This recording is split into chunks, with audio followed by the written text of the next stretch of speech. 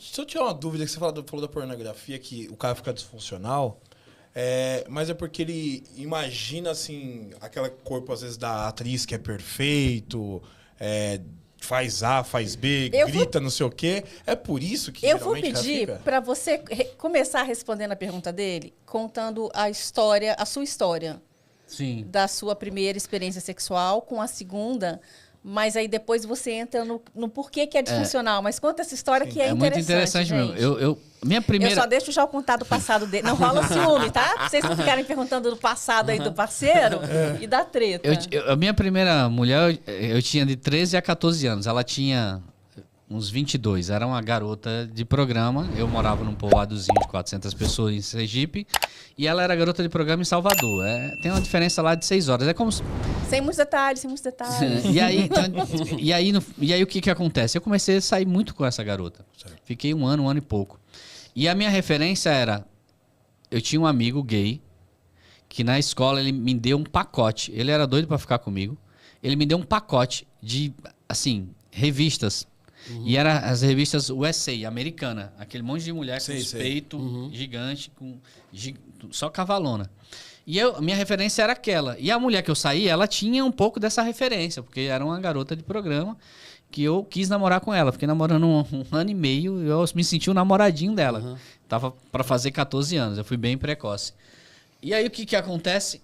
Quando eu terminei esse relacionamento e comecei a me relacionar com uma garota normal, magrinha, padrão normal, sem peito e tal. Na hora que a menina tirou a roupa na minha frente, eu não brochei, mas eu falei, cara, o que é que eu vou fazer aqui? Foi basicamente isso. Eu não tinha tanto entendimento, não tinha tanta experiência. Era um garoto ainda com que ia fazer 16 anos ainda. Pô, ia fazer 16 anos ainda. É um menino. Sim. Imagina um garoto de 16 anos hoje.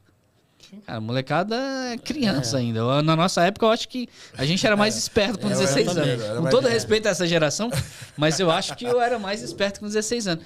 E aí, quando eu vi a menina, eu falei, caraca, o que é que eu vou fazer aqui? Não tem um peito pra pegar, não tem nada. E agora? Era uma vassoura. E aí, hoje eu entendo a beleza de uma mulher magra ou de uma mulher mais gordinha, ou de uma mulher. A beleza, eu aprendi, né? Vou fazer 50 anos, então você vai aprendendo, amadurecendo, aprendendo onde está a beleza. Sim. Só que na época eu não tinha essa percepção. E aí você perguntou, cara, faz isso mesmo, né? O pornô? Sim. Faz, cara. Muitos caras, eu pego no meu consultório, muitos caras não conseguem. Ele fica lá na mão e as mulheres choram. Pô, ele não tem desejo por mim, ele não me quer. Cara. O cara não consegue gozar mais dentro da mulher ou no oral. Ele só goza na pressão da... Por quê? Ele tá vivendo as histórias dos outros. Ele tá vivendo uma série de imagens. Ele começa com um vídeo com um casal, aí depois um trisal, aí depois um manager, aí vai. E aí ele precisa de sempre mais. Ele não tem mais sensibilidade com uma mulher natural, num processo natural de sexualidade. Ele não sabe mais canalizar desejo. E aí esse processo deixa o cara disfuncional. Ou vai ficar precoce demais... ou ele vai ficar com essa ejaculação retardada. Então, esse processo é muito mais comum do que a gente imagina. Realmente acontece uma dessensibilização do pênis. Então, não é só além da forma com que transforma a mente, porque é um vício. Então, tem que ser encarado como uma doença. Sente mais assim, ele só consegue chegar lá com a pressão da mão dele, porque ele acostumou. Com aquele estímulo visual fortíssimo também, que precisa ser cada vez maior.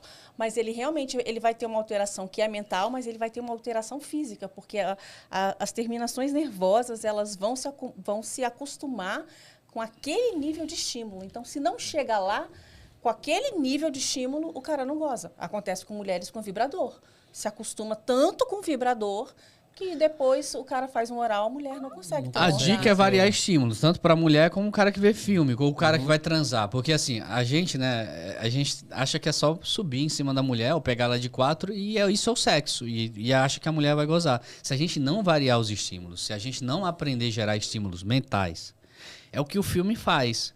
Geralmente a gente fica preso à pornografia porque a madrasta, o vizinho jardineiro gostoso, a pessoa que entrou e pegou. Então, tem um cenário que você fica envolvido naquela cena, você se imagina naquela cena. Né? Tem a historinha vai também te deixando você confuso. Não é só a imagem de uma... Quando você vai pra cama, você acostuma com a imagem, mas você precisa de mais histórias. Com a mulher ali do dia a dia. Não tem mais história, é aquela história, cara. A tua mulher que tá lá, às vezes, enchendo teu saco, e às vezes tá brigando. Então, não tem historinha, não tem a vizinha gostosa, não tem a nifeta, não tem a coroa, não tem... Entendeu? Porque no pornô tem tudo, é o mundo inteiro. Né? Tem todas as mulheres. Todos os gostos. Ali. Então, é isso que faz com que meio que destrua um pouco da sexualidade dos homens, e os homens não percebem, tá? Cai de patinho, e aí fica nesse mundo aí, nesse universo, achando que... E pode acontecer com as mulheres também. Hoje em dia sim, acontece. tem muita mulher, sim. Então, mas aí entrou no motel e já liga o... Aí vocês vão poder responder, vocês estavam falando aqui... Só pra contar, eu passei por isso, tá? Eu chegava no motel, puf... Ligava. E aí chegou um dia que a ficha caiu. Não era comigo, não era comigo. Aí chegou um dia que a ficha caiu, velho. A televisão tava quebrada. Não. Chegou um dia que eu tava lá, com a mulher no meu colo, e eu tava olhando pro filme. E aí tava lá, o cara com, né? Pênis desse tamanho, a mulher com os peitão. E eu não via mais a mulher que tava na minha frente, irmão. Você tava vendo, né? Irmão, eu falei, cara, eu falei, isso não faz sentido, velho. Eu tenho que parar com isso. Isso não apimenta uma relação. Isso não apimenta, não serve pra nada. Então eu não tava mais transando com aquela garota. O meu desejo não tava canalizado pra aquela mulher. Então, assim, tava perdido. Então a gente precisa aprender a canalizar desejo. Por exemplo, o meu desejo hoje, o meu prazer tem um nome, ideia Jório. Então eu canalizo. De manhã eu acordo com uma pulsão.